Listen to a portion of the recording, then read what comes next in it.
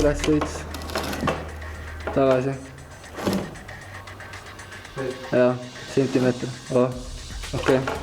Luua metsanduskooli õpilased Arlis ja Mihkel on 2 noormeest, kes osalevad augustis Brasiilias noorte kutsemeisterlikkuse võistlusel. Nende eesmärk on olla parimad maastikuehitajad. No ma arvan küll, et olen valmis, et on saanud siin harjutada mitu nädalat juba ja enesetunne on hea ja kõige muu koha pealt oleme ma arvan, et ette valmistanud, plaan on selge, kuid just see, et natuke musklimälu treenida, et rohkem automaatselt tuleks see Brasiilias. Maastikuehitus on suhteliselt uus amet, mis järjest enam tuntust kogub. Nii kutseõppesse tulijate, aga mis veelgi olulisem, ka aiaomanike seas. Meil oli siin vahepeal üks selline huvitav periood nõukogude aeg nimelt, kus see peaaegu et suri välja see amet, et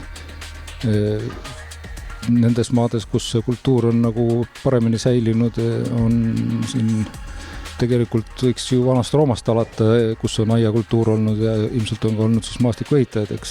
Aga turg on areneb, ütleme niimoodi, et kui esimese asjana uue Eesti alguses alustati majade ehitamisest ja tehti majade ümber suured lagedad muruplatsid, siis nüüd on need muruplatsid kõiki surmani ära tüüdanud ja hakatakse rajama ka välisruumi.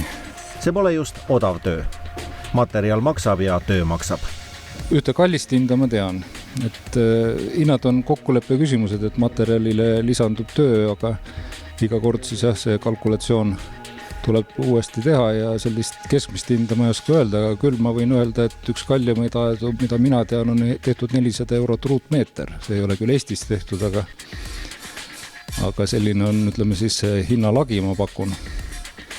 Aga algab väiksemaid asju ilmselt saab siin mõne 1000 euroga ka juba. Nii maksaks tellijale omajagu ka selline võistlustöö.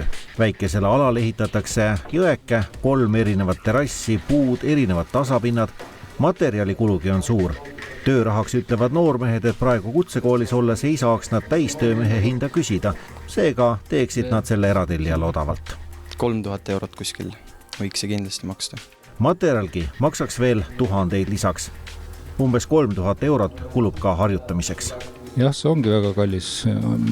Materjalid paraku kõik ei ole taaskasutatavad, et ühe korra ostad ja siis järgmine kord juba läheb prügimäele.